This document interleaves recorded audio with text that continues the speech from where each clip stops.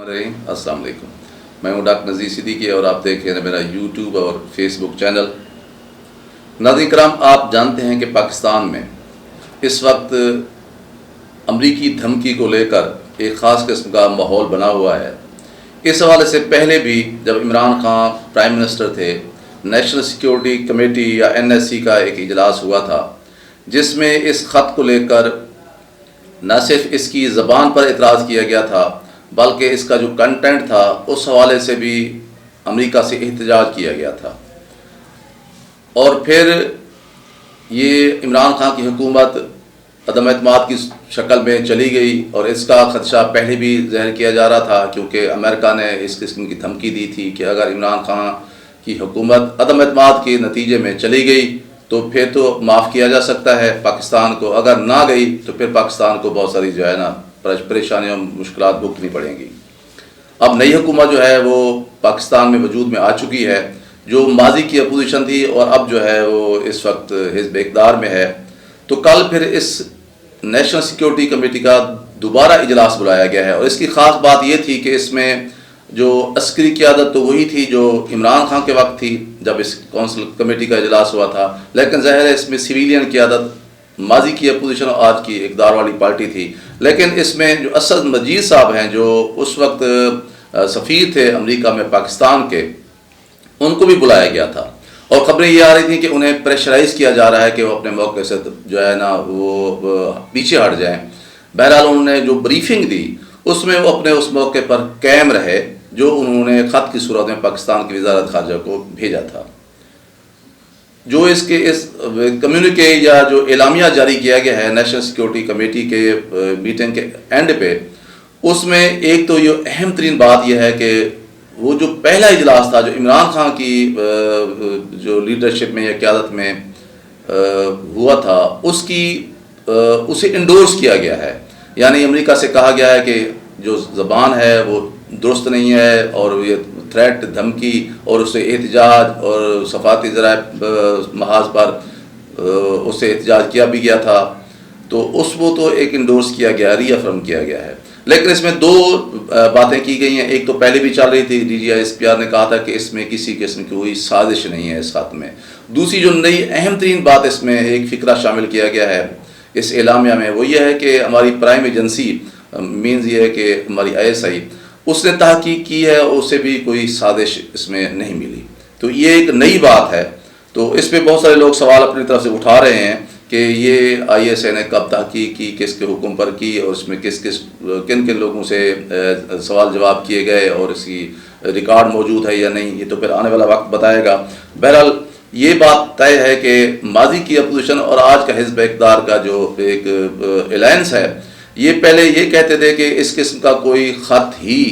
آیا نہیں ہے امریکہ سے، ہمارے سفیر نے بھیجا نہیں ہے۔ پھر کہتے تھے کہ خط جعلی ہے، پھر یہ کہتے تھے کہ یہ خط فرمائشی طور پر جو ہے نا وہ لکھوایا گیا ہے، پھر کہتے ہیں یہ روٹین کا ایک لیٹر ہے، اس میں اس قسم کا کوئی کنٹینٹ نہیں ہے جس قسم کا یہ عمران خان یا اس کی PTI جو ہے نا ایک دعویٰ کر رہی ہے۔ لیکن کل کے اجلاس میں یہ ثابت ہو گیا کہ یہ خط بھی موجود ہے اور خط جعلی بھی نہیں ہے، اور اس کی تصدیق خود شہباز شریف صاحب کی قیادت میں جو اجلاس ہوا ہے NSC کا، اس نے تصدیق بھی کر دی ہے، اور پہلے والے اجلاس کی جو اعلامیہ ہے اس کو بھی انڈورس کر دیا ہے۔ تو یہ ایک بہت بڑی اہم بات ہے کہ عمران خان کا یہ جو موقف تھا کہ امریکہ سے خط بھی آیا اور اس میں یہ زبان بھی استعمال کی گئی اور میری حکومت گرانے کی بات بھی کی گئی، وہ تو عمران خان کا موقف اور PTI کا موقف سچ ثابت ہو گیا ہے، یہاں تک تو بات درست ہے۔ دوسری جو بات ہے اس میں کہ سازش کہیں نہیں ہوئی، وہ پہلے DGISPR بھی کہہ چکے ہیں اور اس میں موجود ہے۔ لیکن اہم ترین جو بات ہے وہ ہے ہماری پرائم ایجنسی کے حوالے سے کہ اس نے تحقیق کی ہے اور کوئی سازش نہیں ملی، کوئی سازش کی لڑیاں جو ہیں وہ ہمارے سامنے نہیں آئیں۔ یہ ایک ایسی بات ہے جو نئی اس میں اعلامیہ میں شامل کی گئی ہے۔ ظاہر ہے اس کے سامنے آنے کے بعد اب PTI یا عمران خان اور موجودہ عسکری قیادت اس کے درمیان فاصلے مزید بڑھیں گے، غلط فہمیاں مزید جنم لیں گی، کیونکہ اس کے باعث جو ہے وہ پہلے بھی سوشل میڈیا پر عسکری کے خلاف کرٹیسائز ہو رہا تھا، لیکن عمران خان نے آگے کہا کہ فوج ہمارا ادارہ ہے، فوج جو ہے وہ عمران خان سے زیادہ ضروری اور اہم ہے، فوج کی وجہ سے پاکستان بچا ہوا ہے۔ تو وہ ادارے کو تو وہ پروٹیکٹ کر رہے ہیں۔ جہاں تک قیادت کا تعلق ہے انہیں پہلے بھی شکوے موجود ہیں، لیکن اب یہ جو کل کا جو اعلامیہ آیا ہے اس کے بعد بہت ممکن ہے کہ یہ خلیج مزید جو ہے اس میں اضافہ ہو اور یہ بات جو ہے تصادم کی طرف جائے، اور اس کا جو ہے وہ سب سے زیادہ نقصان وہ کسی اور کو نہیں ہوگا، وہ صرف پاکستان کو ہوگا۔ اور یہی جو ہے موجودہ حکومت بھی چاہتی ہے کہ کسی طرح عمران خان اور موجودہ عسکری قیادت کے درمیان جو معاملات ہیں وہ پوائنٹ آف نو ریٹرن کی طرف جائیں، تاکہ وہ اپنے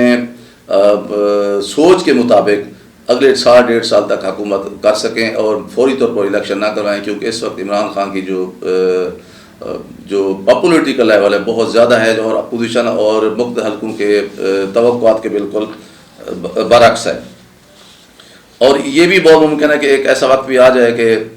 with the passage of time جیسے لگے کہ ہماری ملٹری قیادت ورسز عمران خان ہے، اور یہ اس کے آثار بھی پیدا ہونا شروع ہو چکے ہیں۔ شیریں مزاری نے بھی کل یہ کہا ہے کہ جو ہے اس خط کو شاہ محمود قریشی سے بھی چھپایا گیا، اور پھر یہ کہ امریکہ کس سے کہہ رہا تھا کہ جو آپ عمران خان کی حکومت گرا دیں، اگر نہیں گری تو پھر ہم جو ہے نا آپ کو کانسیکوینس بھگتنے پڑیں گے۔ تو اشاروں کناروں میں یہ بات لگ رہی ہے کہ جیسے پی ٹی آئی اور ملٹری کی جو قیادت ہے ان کے درمیان اس وقت محاذرے کی کیفیت میں اضافہ ہو رہا ہے۔ اور پھر عمران خان پہلے بھی کہہ چکے ہیں کہ مجھے دیوار سے نہ لگایا جائے، میں مرتے دم تک جو ہے نا وہ کوشش کروں گا، لڑتا رہوں گا، اور جن لوگوں سے یہ غلطی ہوئی ہے وہ اپنی غلطی کا خود ازالہ کریں۔ تو تجزیہ نگاہ تو ویسے یہ کہہ رہے ہیں کہ جب تک نومبر تک اہم پوسٹنگ ٹرانسفر نہیں ہو جاتی اس وقت الیکشن کا ہونا ممکن نہیں ہے، اور یہ بھی کہہ رہے ہیں کہ اگر بجٹ دی جاتی ہے موجودہ حکومت تو پھر یہ اگلے سال اگست تک یہ کام کرتی رہے گی۔ اگر بجٹ نہیں دے پاتی اور حالات اس قسم کے ہو جاتے ہیں کہ پورے ملک جو ہے نا وہ پیرالائز ہو جاتا ہے تو پھر یہ حکومت چلی جائے گی اور پھر نئے الیکشن ہوں گے۔ اور پھر یہ ہے کہ ایکس سروس مین جو سوسائٹی ہے اس سے خطاب کرتے ہوئے جو باتیں کی ہمارے آرمی چیف نے، اور پھر جو باتیں بہا رہیں اس میں بھی کسی جو سامعین میں سے کسی ریٹائرڈ افسر نے یہ کہا ہے، وہ صحیح یا غلط وہ تو اب حالات بتائیں گے آنے والے، کہ اگر حالات اس نہج پر پہنچ گئے کہ ملک جو ہے وہ بلاک ہو گیا، پیرالائز ہو گیا، اور جو ہے تو پھر جو ہے ہم سب ان جو سیاسی لوگ ہیں ان کو اریسٹ کر لیا جائے گا، اور پھر ہم کہیں گے سپریم کورٹ سے کہ وہ نئے الیکشن کرائے۔ تو اب لگ یہی رہا ہے کہ ملٹری قیادت اور عمران خان اور پی ٹی آئی کے درمیان وقت گزرنے کے ساتھ ساتھ فاصلے بڑھ سکتے ہیں، اور یہ کشیدگی میں اضافہ بھی ہو سکتا ہے، اور سوشل میڈیا پر بھی اب اس بات کو لے کر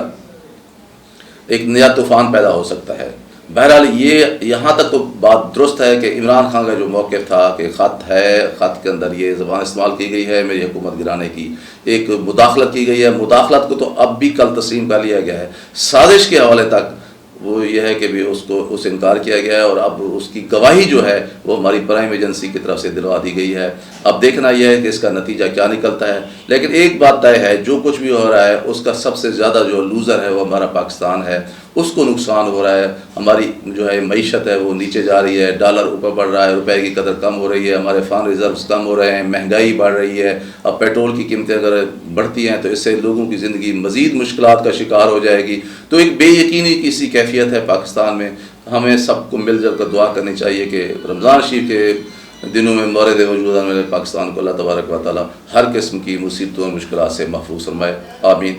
آپ تمام دوستوں سے گزارش ہے کہ میرے یوٹیوب چینل ڈاکٹر عزیز صدیقی کو سبسکرائب فرمائیں، اس ویڈیو کو زیادہ سے زیادہ شیئر کریں، گھنٹی کے بٹن کو ضرور دبا دیا کریں تاکہ میری تمام ویڈیوز آپ دوستوں کی خدمت میں پہنچ سکیں۔ اگلے ویلاگ تک اجازت، السلام علیکم۔